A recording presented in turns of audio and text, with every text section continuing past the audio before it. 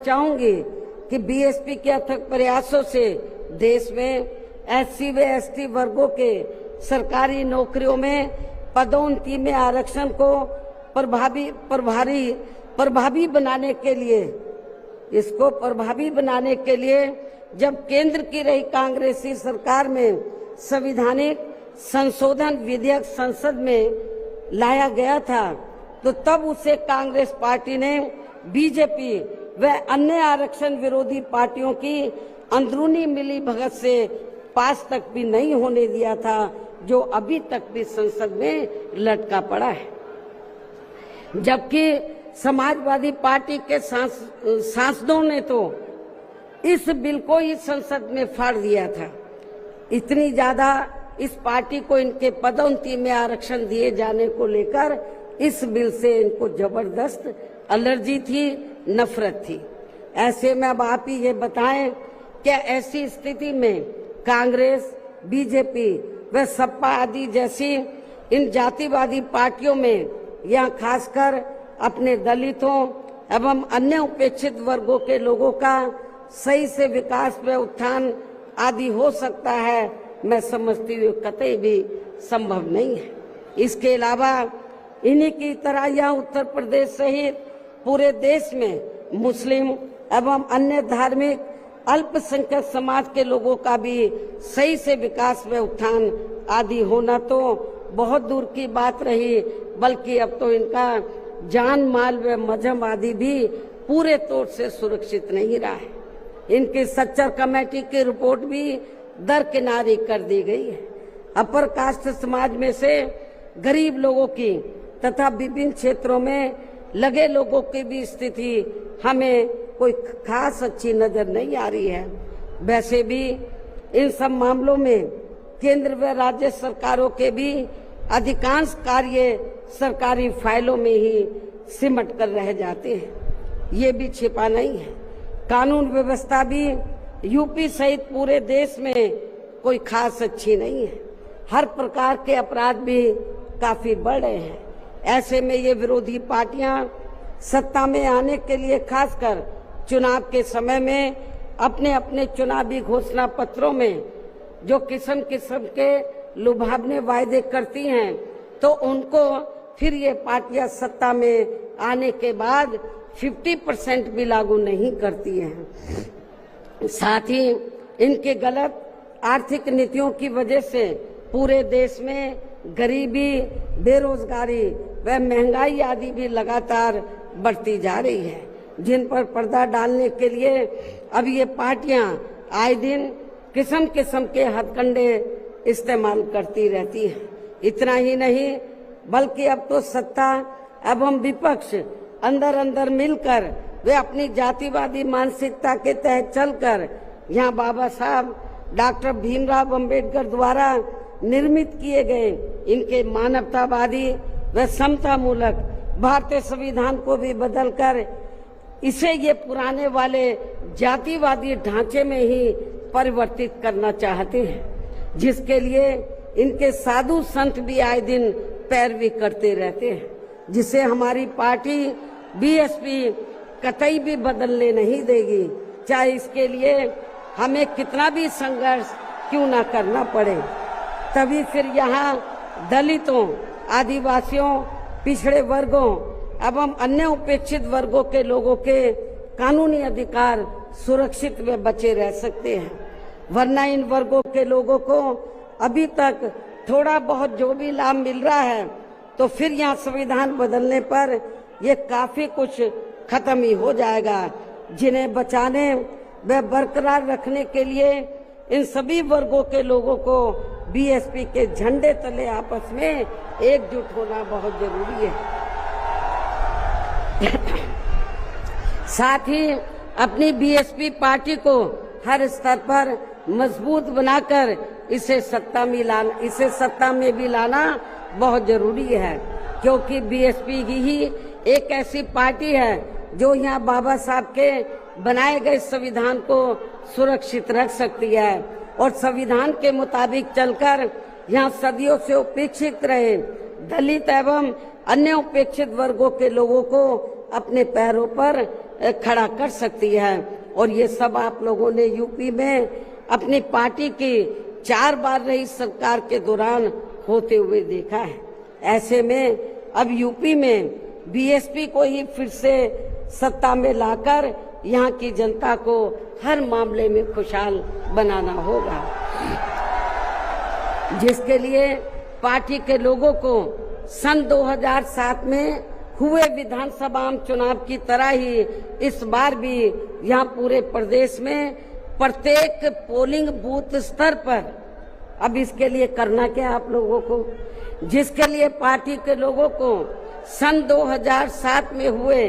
विधानसभा चुनाव की तरह ही इस बार भी यहाँ पूरे प्रदेश में प्रत्येक पोलिंग बूथ स्तर पर सर्व समाज को व विशेषकर बहुजन समाज के लोगों को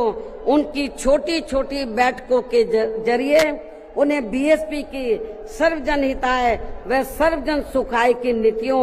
एवं सिद्धांतों आदि से जोड़ना है और इस दौरान इन्हें बीएसपी के बेहतरीन रहे शासन काल की उपलब्धियों के बारे में बताना है। साथ ही उन्हें विरोधी पार्टियों के किस्म किस्म के हथकंडों से सावधान रहने के बारे में भी जरूर बताना है। और आज जो भी बातें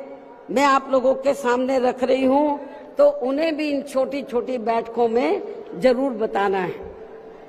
और यदि पार्टी के लोग मेरी इन सब बातों पर सही से अमल कर लेते हैं तो फिर इस बार अपनी पार्टी के हाथों में यहाँ सत्ता जरूर आ जाएगी। इसके अलावा जहाँ तक अपनी पार्टी के लिए अकेले चुनाव लड़ने का सवाल है, आप लोग ध्यान से सुने मेरी बात। इसके अलावा जहाँ तक अपनी पार्टी के लिए अकेले चुनाव लड़ने का सवाल है तो इसके बारे में भी यहाँ मैं अपनी पार्टी के अब तक के रहे अनुभवों को ध्यान में रखकर ये बताना जरूरी समझती हूँ कि देश के अन्य प्रदेशों की तरह खासकर यहाँ यूपी में जब भी हमारी पार्टी ने विधानसभा का आम चुनाव गठबंधन करके लड़ा है तो तब फिर हमारी पार्टी को कोई विशेष लाभ नहीं हुआ है, क्योंकि हमारी पार्टी का जो वोट है, हमारी पार्टी का वोट तो गठबंधन वाली पार्टी को एक तरफा ट्रांसफर हो जाता है, लेकिन उनका जातिवादी मानसिकता की वजह से विशेषकर अपर कास्ट समाज का वोट बीएसपी के उम्मीदवारों को ट्रांसफर नहीं हो पाता है। और वास्तव में यही सही और हकीकत भी है, जिससे फिर हमारी पार्टी के उम्मीदवार भी बहुत कम जीत पाते हैं तथा पार्टी का वोट प्रतिशत भी काफी कम हो जाता है। इसके साथ ही गठबंधन की सरकार बनने पर अपनी पार्टी के नेतृत्व में बनी ये सरकार समय से पहले ही गिर जाती है। जब हम गठबंधन करके चाहे चुनाव लड़ें, वोट प्रतिशत भी कम होता है, सरकार बनाए तो समय से पहले ही गिर जाती है। जैसे सन 1993 में बीएसपी ने सपा से गठबंधन करके यहाँ यूपी में विधानसभा का आम चुनाव लड़ा था तो पार्टी केवल 67 सीटें ही जीत पाई थी। उसके बाद फिर 1996 में पार्टी ने कांग्रेस पार्टी से गठबंधन करके यहाँ विधानसभा का आम चुनाव लड़ा था तो तब फिर पार्टी केवल 67 सीटें ही जीत पाई थी। पहले भी 67, उसके बाद में भी 67। और जब सन 2002 में पार्टी ने यूपी विधानसभा का आम चुनाव अकेले लड़ा था तो तब पार्टी लगभग 100 सीटें जीत गई थी सन 2002 में,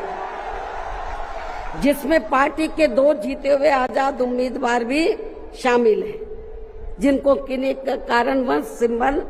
समय से नहीं मिल पाया था।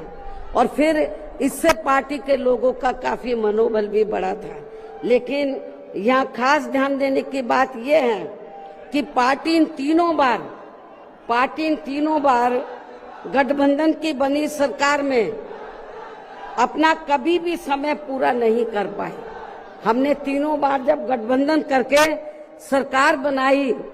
तो कभी भी अपना समय पूरा नहीं कर पाई है, अर्थात समय से पहले ही गिर गई है। आप रिकॉर्ड उठाकर देख लो। इसके बाद सन 2007 में पार्टी ने फिर से अकेले यहाँ यूपी में विधानसभा का आम चुनाव लड़ा था, तो तब फिर अपनी पार्टी 200 से ऊपर सीटें जीत गई थी। और फिर हमने यहाँ यूपी में पहली बार पूरे 5 साल के लिए अकेले ही अपनी पार्टी की पूर्ण बहुमत की सरकार बनाई थी। और इस दौरान हमने सर्व समाज के हित में काफी ऐतिहासिक कार्य किए थे। ऐसे में पार्टी द्वारा गठबंधन करके चुनाव लड़ने से या फिर गठबंधन की सरकार बनाने से भी यहाँ सर्व समाज में से खासकर गरीबों एवं बहुजन समाज के लोगों का सही से विकास व उत्थान आदि नहीं हो सकता है। इसलिए इस बार यहाँ यूपी विधानसभा के होने वाले आम चुनाव में अब तक के रहे अनुभवों के मुताबिक हमारी पार्टी ने सन 2007 की तरह ही अकेले चुनाव लड़ने का फैसला लिया है। वैसे मुझे ये पूरा भरोसा है कि आज के कार्यक्रम में अपने खुद के पिछले सभी रिकॉर्ड तोड़ते हुए उम्मीद से कई गुना ज्यादा लाखों की संख्या में आई ये अपार भीड़ इस बार यहाँ यूपी में होने वाले विधानसभा आम चुनाव में अपनी पार्टी को सत्ता में जरूर लाएगी। और इसके लिए अभी से ही पार्टी के लोगों को यहाँ विरोधी पार्टियों के पुराने व नए सभी षड्यंत्रों व हथकंडों आदि से सावधानी बरतते हुए अपनी पार्टी के जनाधार को बड़े पैमाने पर बढ़ाना है। साथ ही हर स्तर पर पार्टी को मजबूत भी बनाना है। विरोधियों की अफवाहों से भी पार्टी के लोगों को जरूर सचेत रखना है। और इस संबंध में इसका ताजा हथकंडा ये है कि इन्होंने आज के 9 अक्टूबर के कार्यक्रम के घोषित होते ही पिछले महीने से ये अफवाह फैलाना शुरू कर दिया था। मैं क्यों बोल रही हूँ अफवाहों से सावधान रहना है, क्योंकि इस संबंध में ताजा उदाहरण ये है कि इन्होंने आज के 9 अक्टूबर के कार्यक्रम के घोषित होते ही पिछले महीने से ये अफवाह फैलाना शुरू कर दिया था कि दूसरी पार्टियों के फलाना वरिष्ठ नेता बीएसपी में आ रहे हैं और वे बीएसपी प्रमुख से दिल्ली व लखनऊ में भी मिले हैं, लेकिन मुझे तो इसके बारे में अभी तक भी कोई जानकारी नहीं है। मिलना तो बहुत दूर की बात है और मैं कभी छिप के नहीं मिलती हूँ, जब मिलती हूँ तो खुले में मिलती हूँ। इतना ही नहीं